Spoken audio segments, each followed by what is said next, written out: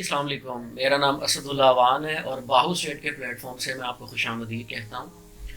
तो जैसा कि हम अपनी वीडियोस में कोशिश करते हैं कि ओवरऑल डीएचए लाहौर की मार्केट के हवाले से आपको गाइड किया जाए, तो आज भी मेरा टॉपिक यही है कि मैं अपने क्लाइंट्स को, अपने इन्वेस्टर्स को इस टॉपिक के थ्रू ये बता सकूँ कि इस वक्त डीएचए लाहौर प्रॉपर्टी की मार्केट में क्या सिनेरियोज चल रहे हैं। तो सबसे पहले हम शुरू करते हैं डीएचए फेज़ 9 प्रिज्म से। जैसा कि आप सब जानते हैं कि प्रॉपर्टी के इस वक्त हालात बहुत डाउन है और रेट्स बहुत नीचे आए हुए हैं, और कुछ लोग इसमें पैनिक करते हैं कि ये रेट्स नीचे आ गए हैं तो अब ये बिल्कुल ही नीचे ना चले जाएं। देखें, सबसे पहली बात है, कोई भी इंडस्ट्री अगर उसमें रिसेशन आता है तो उसका एक डाउन प्राइस होती है। अब जितनी भी ये ओवरऑल मार्केट को हम देखें, ये पिछले 6-8 महीने से यहाँ पे स्टेबल है, मतलब ये इससे नीचे डाउन नहीं जा रही। अगर हम वो फाइल्स की बात करें, अगर हम फेज़ 9 प्रिज्म की बात करें, अगर हम 7 की बात करें, 8 की बात करें, तो अब ये आके स्टक हो चुका है। जैसे सबसे पहले हम बात करते हैं फेज़ 9 प्रिज्म की, तो आज से साल सवा साल पहले जो प्लॉट आपको 3 करोड़ रुपए का मिलता था, आज वो आपको 260, 65, 70 की पैकेट में मिल जाता है। मतलब 3-1 मिलियन उसमें डाउनफॉल चल रहा है। इसी तरह हम फेज़ 8 में देखें तो उसमें भी प्राइसेस नीचे आई नहीं है। एक फेज़ 7 है जिसमें थोड़ी सी ट्रांजेक्शन्स मुझे देखने को मिल रही हैं, और उसकी रीज़न ये है कि जो जेन्युइन कस्टमर है जिसने फ्यूचर में अपना घर बनाना है या फ़ौरन अपना घर तामीर करना है, तो वो फेज़ 6 में जाता है। वहाँ पे उसको प्लॉट 6 करोड़ रुपए का, 6.25 का, 5.5 का मिलता है, और सेम वही प्लॉट उसको फेज़ 7 में 2.5-3 करोड़ रुपए से स्टार्ट होता है और 3.5-4 तक मैक्सिमम उसको एक अच्छा बेहतरीन प्लॉट मिल जाता है। तो उससे उसको फ़ायदा ये होता है कि उसकी कंस्ट्रक्शन कॉस्ट, जो उसने फेज़ 6 का प्लॉट 6 करोड़ रुपए का बाय करना था, वही वो 3-3.5 का बाय करके 3-3.5 करोड़ रुपया घर के ऊपर लगा देता है, और 6.5-7 करोड़ रुपए में एक बेहतरीन घर एक कनाल का तैयार हो जाता है। अब फेज़ 6 में अगर आप यही घर आज से तामीर करना शुरू करेंगे तो वो प्रॉबेबली आपको 9-9.5-10 करोड़ रुपए तक मिलेगा। ये इन दोनों में डिफरेंस आ जाता है। तो अब जो लोग 6 में पहले चीज़ें परचेज करते थे, अगर उससे भी पीछे हम चले जाएं तो लोग पहले फेज़ 5 में रहते थे। फेज़ 5 बहुत महंगा हुआ तो लोगों ने 6 में स्विच करना शुरू किया। अब 6 जो है काफ़ी महंगा हो चुका है, तो वही लोग अब 7 में स्विच कर रहे हैं, और सेम वैसी अमेनिटीज़ आपको 7 में देखने को मिल जाती है। लाइक वहाँ पे मैकडॉनल्ड्स ऑपरेशनल हो चुका है, वहाँ पे पेट्रोल पंप्स ऑपरेशनल हो चुके हैं, जामिया मॉस्क बन चुकी है, पार्क्स बन चुके हैं, और पॉपुलेशन भी काफ़ी ज़्यादा हो चुकी है। लोगों ने वहाँ पे घर अपने आबाद कर लिए। तो आगे फ्यूचर फेज़ 7 का, अगर आप घर बनाना चाहते हैं या इन्वेस्टमेंट पर्सपेक्टिव से भी आप 7 में देखते हैं, तो वो फ्यूचर में आपको बड़ा अच्छा फ़ायदा दे सकता है।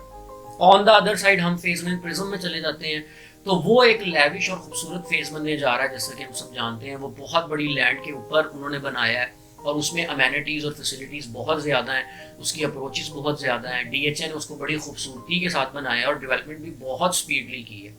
काफ़ी ब्लॉक्स में पोजेशन आ चुका है, स्टार्ट के ब्लॉक्स में घर भी बनना शुरू हो गए हैं, तो वो भी फ्यूचर के लिए बहुत अच्छी इन्वेस्टमेंट है। आज वहाँ पे जबकि नॉन पोजेशन है और 2 कनाल का प्लॉट आपको 8.5-9 करोड़ रुपए का मिलता है, और आई एम डैम श्योर इंशाल्लाह वहाँ पे फ्यूचर में मैं ये देखता हूँ कि यही 2 कनाल का प्लॉट 15-16 करोड़ रुपए को टच करेगा विद इन 5 ईयर्स। तो ये एक बड़ा अच्छा प्रॉफिट है और लोग वहाँ पे इन्वेस्टमेंट करते हैं। और अभी की मार्केट को देखते हुए कुछ लोग डरते हैं कि अभी इन्वेस्टमेंट करने का फ़ायदा नहीं है, लेकिन जो लोग इस फील्ड को जानते हैं और टेक्निकलिटीज़ को जानते हैं, वो लोग इन्वेस्टमेंट्स कर रहे हैं।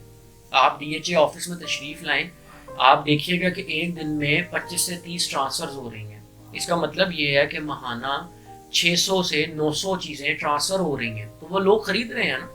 मतलब इतने फेजेस हैं, बेशक ट्रांसफ़र्स थोड़ी कम हुई हुई हैं, लेकिन बंद तो नहीं हुई हुई, लोग परचेज कर रहे हैं। तो जो ये टेक्निकलिटीज़ को समझते हैं उनको पता है कि ये प्रॉपर बाइंग टाइम चल रहा है।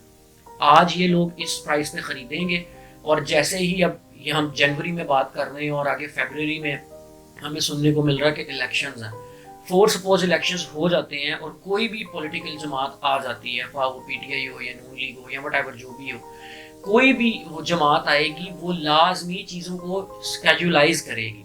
जब वो चीज़ों को प्रॉपरली करेगी तो उनमें बेहतरी आएगी। देखिए, कोई भी इंडस्ट्री इतने लंबे अरसे तक डाउनफॉल में नहीं रह सकती, वो कोई भी हो, वो स्टॉक एक्सचेंज हो, वो गाड़ियों की मार्केट हो, वो गोल्ड की मार्केट हो, वो प्रॉपर्टी की हो, ये सारी इंडस्ट्रीज काफ़ी बड़ी हैं। उनमें से रियल स्टेट तो बहुत बड़ा सेक्टर है, इसके साथ बहुत सारी इंडस्ट्रीज लिंक करती हैं।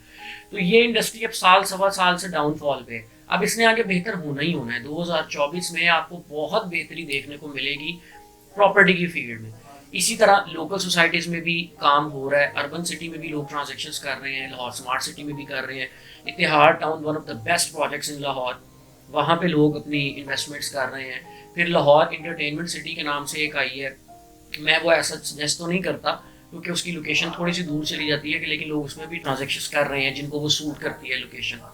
तो ओवरऑल मेरे बात करने का मतलब ये है कि this is the right time to invest. आज आप इन्वेस्टमेंट करें, किसी भी चीज़ में कर लें, आप फाइल्स में कर लें अपनी। इसी तरह ही अगर हम DHA कोयटा की एक कनाल की बात कर लें, वो अपने पीक टाइम में 150 प्लस गई हुई है, मतलब 1,50,00,000 से ऊपर उसकी प्राइस गई हुई है, और अभी वो 44 लाख 45 लाख पे स्टैंड कर रही है। तो आप क्या समझते हैं कि इसने वापस करेक्शन नहीं करनी?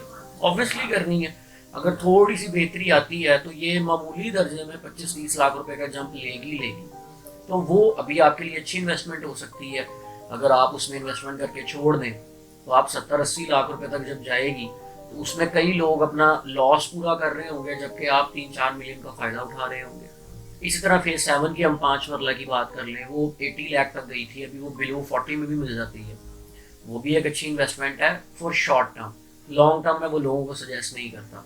तो इसी तरह आप कोई भी चीज़ के हवाले से देखेंगे, ख्वाह वो फाइल्स हों, प्लॉट्स हों, it's always depend on your requirement. आप अपने फंड्स के साथ करना क्या चाह रहे हैं।